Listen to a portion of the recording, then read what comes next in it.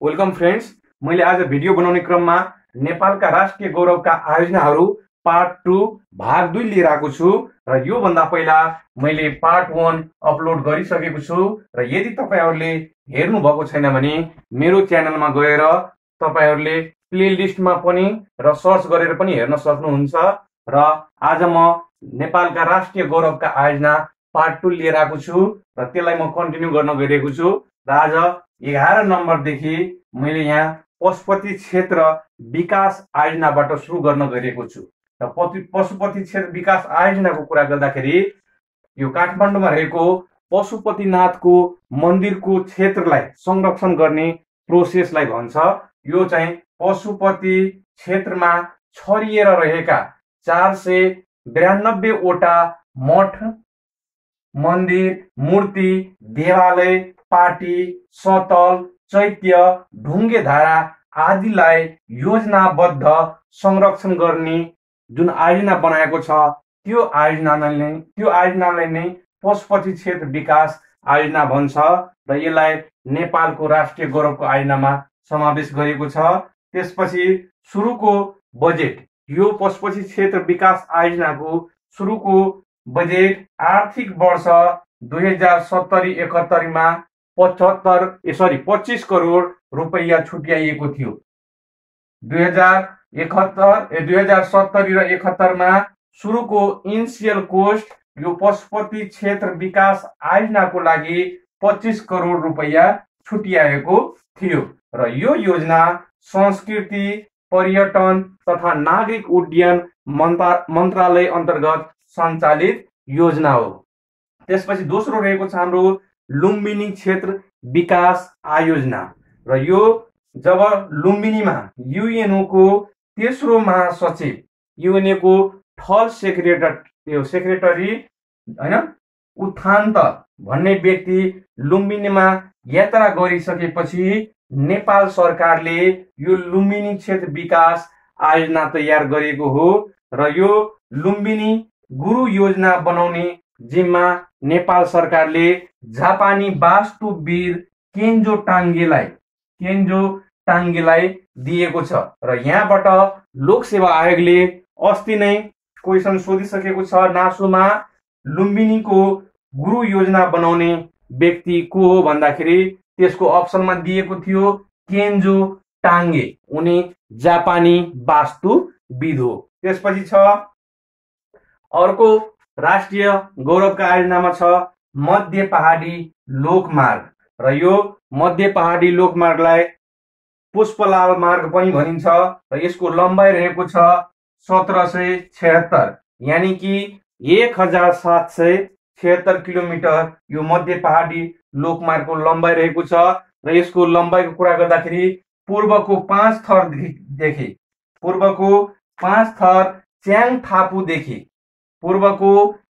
थर च्याङथापुदेखि बैतडीको यो झुला घाटसम्म यसको लम्बाइ रहेको छ र यसको टोटल लम्बाइ मैले यहाँनिर लेखेको पनि छु 1776, यानी कि 1776 किलोमिटर रहेको छ र फेरि अर्को मार्ग रहेको छ तराई हुलाकी मार्ग र यसको लम्बाइ रहेको छ 1798 किलोमिटर, 1798 किलोमिटर रहेको छ र तराईका सबै जिल्लालाई छुने गरेर पूर्वको मेचीदेखि पश्चिमको महाकालीसम्म जोड्ने यो मार्ग बनाउने योजना रहेको छ र यसको सुरुवातको कुरा गर्दाखेरि जब नेपालमा प्रजातन्त्र आए त्यो समयदेखि नै यो हुलाकी मार्ग बनाउने कार्य भइरहेको छ तर अहिलेसम्म यो मार्ग कम्प्लिट रूपले बनिसकेको छैन।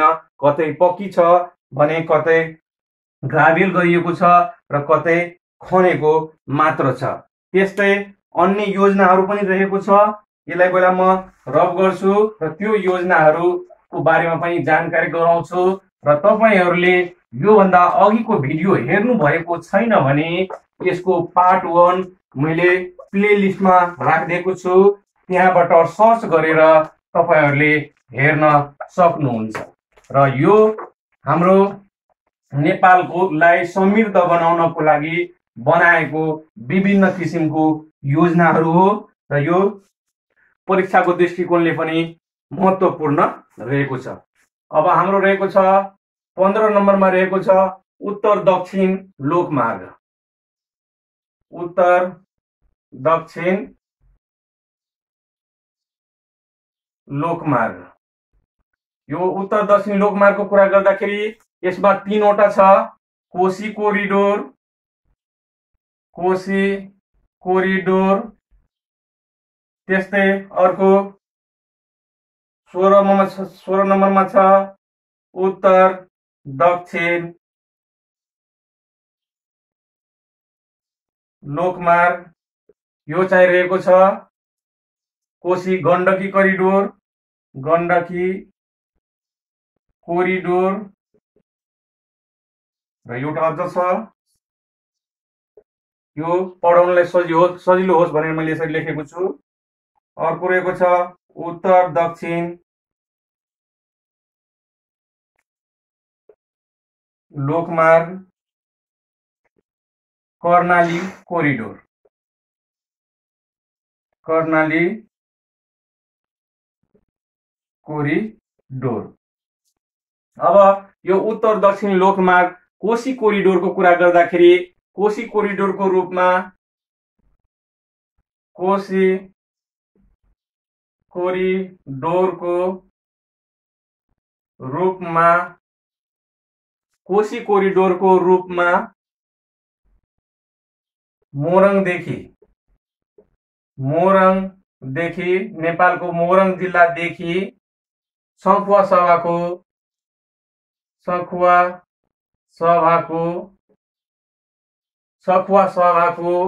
किमा थानका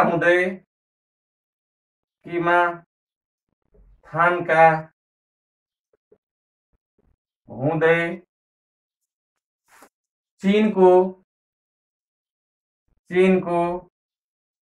सिमाना सम्म जोड्ने सडक सञ्जाल। मैले रिपिट गर्दैछु, उत्तर दक्षिण लोकमार्ग कोशी कोरिडोर भनेको कोशी कोरिडोरको रूपमा मोरङदेखि नेपालको मोरङ जिल्लादेखि सखुवा सभाको किमा थानका हुँदै चीनको सिमानासम्म जोड्ने एउटा सडक सञ्जाल बनाइनेछ। त्यसलाई नै भन्छ उत्तर दक्षिण लोकमार्ग कोशी कोरिडोर भन्छ। त्यस्तै अब उत्तर दक्षिण लोकमार्ग गण्डकी कोरिडोरको कुरा गर्दाखेरि गण्डकी कोरिडोरको रूपमा सडक विस्तार गरी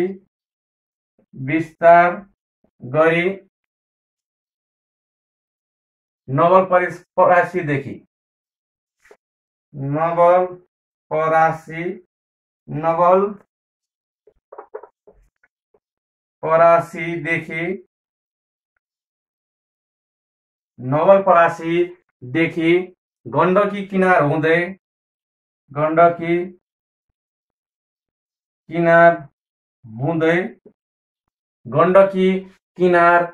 हुँदै मुस्ताङ र तिब्बत जोड्ने। यसलाई फेरि म बुझाउँदैछु। उत्तर दक्षिण गण्डकी कोरिडोरको कुरा गर्दाखेरि गण्डकी कोरिडोरको रूपमा सडक विस्तार गरी नवलपरासीदेखि गण्डकी किनार नदी हुँदै मुस्ताङ र तिब्बत जोड्ने जुन सडकको सञ्जाल रहेको छ त्यो नै हो हाम्रो उत्तर दक्षिण लोकमार्ग गण्डकी कोरिडोर र यो पनि नेपालको राष्ट्रिय गौरवको आयोजनामा समावेश गरिएको छ। त्यसपछि छ हाम्रो यो उत्तर दक्षिण लोकमार्ग कर्णाली कोरिडोर र यसको कुरा गर्दाखेरि कर्णाली कोरिडोरको रूपमा विस्तार गरी कर्णाली कोरिडोरको रूपमा विस्तार गरी कर्णाली कोरिडोरको रूपमा विस्तार गरी बाँकेदेखि बाँकेदेखि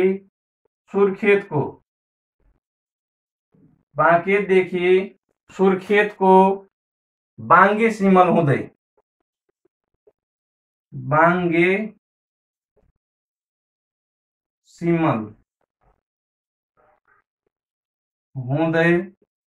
तिब्बत सिमल हुँदै तिब्बत जोड्ने। यो तीनटैलाई म फेरि एकचोटि रिपिट गर्छु। उत्तर दक्षिण लोकमार्ग तीनवटा रहेको छ र त्यो तीनवटामा एउटा रहेको छ कोशी कोरिडोर, अर्को रहेको छ गण्डकी कोरिडोर र अर्को रहेछ कर्णाली कोरिडोर। भनेको यो कोशी कोरिडोरको रूपमा विकास गरेर यो चीनको सिमानासम्म जोड्ने सञ्जाल, अनि अर्को यो चाहिँ गण्डकी कोरिडोरको रूपमा विकास गरेर तिब्बत जोड्ने सडकको विस्तार। त्यसपछि अर्को कर्णाली कोरिडोरको रूपमा कर्णालीको बाँकेदेखि सुर्खेतको बाङ्गे सिमलसम्म हुँदै तिब्बत जोड्ने सडकको सञ्जाल। अरू पनि जानकारी रहेको छ हामीसँग र यो सबै योजनाहरू नेपाल सरकारले राष्ट्रिय गौरवको आयोजनामा समावेश गरिएको छ र यहाँबाट पनि हुन सक्छ आगामी परीक्षामा प्रश्नहरू देख्न पाइन्छ होला। म पहिला रफ गरौँ र त्यो बाँकी योजनाहरू पनि म लेखाउँछु। अब हाम्रो रहेको छ 18 नम्बरमा काठमाडौँ तराई द्रुत मार्ग।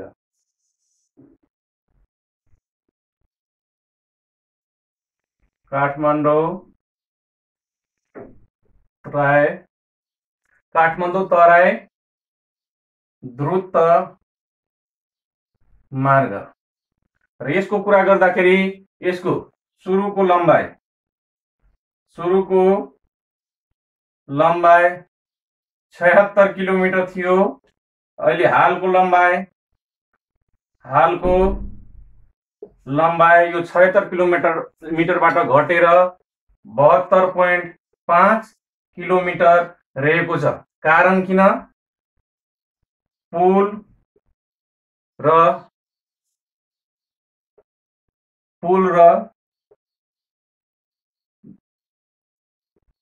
बाटोमा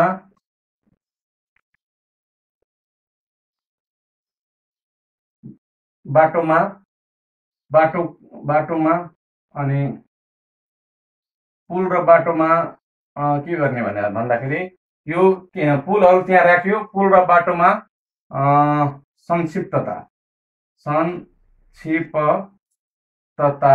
गरेर यस्तो भएको। त्यहाँ पुलहरू निर्माण गरेर बाटोलाई छोटो बनाएर यसको लम्बाइ 76 किलोमिटरबाट अहिले 72.5 किलोमिटर राखेको छ र यो योजना पुरा भयो भने काठमाडौँदेखि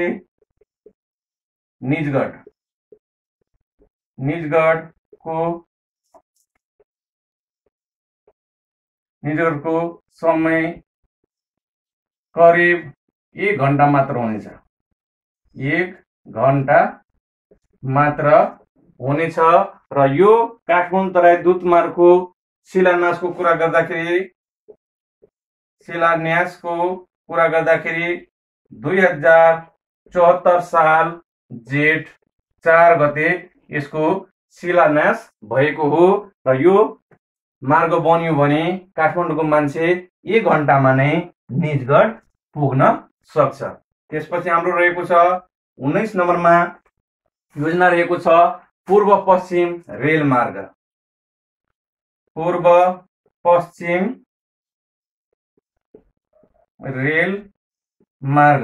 र यो रेल मार्गलाई मेची महाकाली रेल मार्ग पनि भनिन्छ र यसको लम्बाइ रहेको छ 945 किलोमिटर।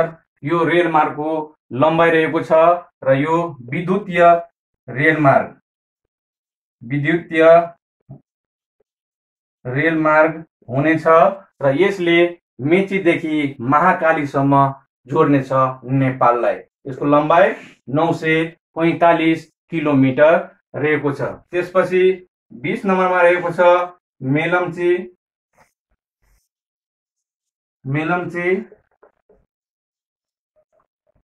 खानेपानी योजना, मेलम्ची खानेपानी योजना रहेको छ। र यो मेलम्ची खानेपानीको योजनाको कुरा गर्दाखेरि यो सिन्धुपाल्चोकको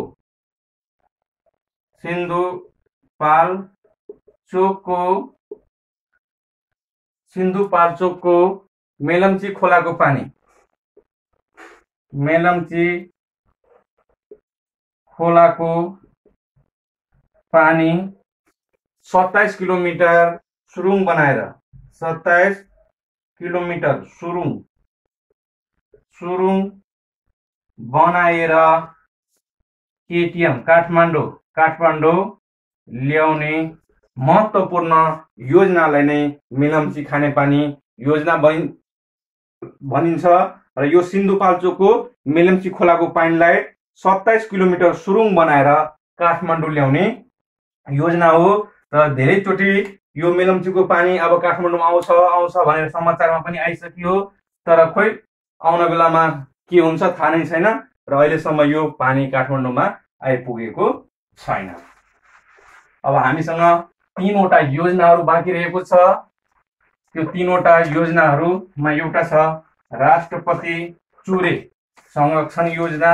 यसलाई पनि नेपाल सरकारले नेपालको राष्ट्रिय गौरवको आयोजनामा समावेश गरेको छ। अब 21 नम्बरमा रहेको छ हाम्रो राष्ट्रपति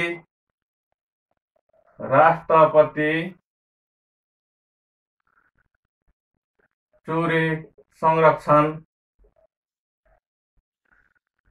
योजना। र यो चुरेको कुरा गर्दाखेरि चुरेको अर्को नाम शिवालिक पर्वत हुन्छ। शिवालिक पर्वत हुन्छ। त्यसपछि चुरेको क्षेत्रफल, चुरेले नेपालमा ओगटेको क्षेत्रफल 12.78% रहेको छ। टोटल ल्यान्डको 12.78% भाग चुरेले ओगटेको छ। र चुरेको सबैभन्दा अग्लो टाकुरा गारवा हो, गारवा। र यो कैलाली जिल्लामा रहेको छ, कैलाली जिल्लामा रहेको छ। र उचाइको कुरा गर्दाखेरि यसको उचाइ 1872 मिटर रहेको छ। राष्ट्रपति चुरे संरक्षण योजना नेपालको राष्ट्रिय गौरवको आयोजना मध्येको एउटा योजना हो। र यो चुरे संरक्षण अहिले 36 वटा जिल्लामा यसको कार्यक्रम भइरहेको छ। र चुरेको अर्को नाम शिवालिक पर्वत हो। चुरेको क्षेत्रफल 12.78% रहेको छ। चुरेको सबैभन्दा अग्लो टाकुराको नाम गारवा हो। र यो गारवा कहाँ पर्छ भन्दाखेरि कैलाली जिल्लामा गारवा भन्ने ठाउँ पर्छ। र यसको उचाइको कुरा गर्दाखेरि 1872 मिटर यसको उचाइ रहेको छ। त्यसपछि 22 नम्बरमा हाम्रो योजना रहेको छ लप्सी फेदी रातामाटे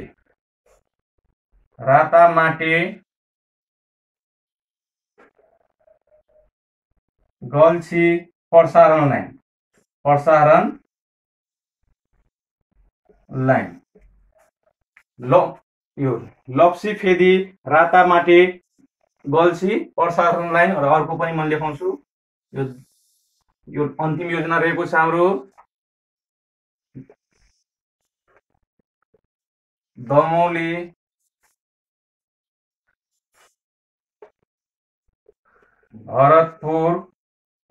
दमौली भरतपुर बुटवल प्रसारण लाइन। यो लप्सी फेदी रातामाटे गल्छी प्रसारण लाइन भनेको के हो भन्दाखेरि 2075 सालमा नेपाल सरकारले यसलाई यो नेपालको राष्ट्रिय गौरवको आयोजनामा समावेश गरिएको हो। यसलाई पनि 2075 सालमा नै नेपाल सरकारले यसलाई राष्ट्रिय गौरवको आयोजनामा समावेश गरिएको हो। र यो लप्सी फेदी रातामाटे गल्छी प्रसारण लाइनको कुरा गर्दाखेरि काठमाडौँमा विद्युतको आपूर्ति पूरा गर्नको लागि काठमाडौँको यो लप्सी फेदीदेखि यो गल्छी भनेको धादिङको गल्छीसम्म एउटा प्रसारण लाइन बनाउने छ र त्यो प्रसारण लाइन नै यो लप्सी फेदी रातामाटे गल्छी प्रसारण लाइन भनिन्छ र यसलाई 2075 सालमा नेपाल सरकारले राष्ट्रिय योजनाको रूपमा समावेश गरिएको हो। त्यस्तै यो दमौली र भरतपुर बुटबल प्रसारण लाइनलाई पनि 2075 सालमा नेपाल सरकारले यसलाई पनि राष्ट्रिय गौरवको आयोजनामा समावेश गरिएको छ। यस प्रकार मैले 23 वटा राष्ट्रिय गौरवका आयोजनाको बारेमा एक्सप्लेन गरिसके। यो मेरो पार्ट 2 भिडियो हो र 1 देखि 10 नम्बरसम्म मैले पार्ट 1 भिडियोमा राखेको छु र कतै कमी कमजोरी छ भने कमेन्ट बक्समा गएर कमेन्ट गर्नुहोला र भिडियो मन पर्यो भने तपाईहरुले लाइक गर्नुहोला, शेयर गर्नुहोला, हुन्छ भने सब्स्क्राइब गर्नुहोला च्यानललाई। धन्यवाद, नमस्ते।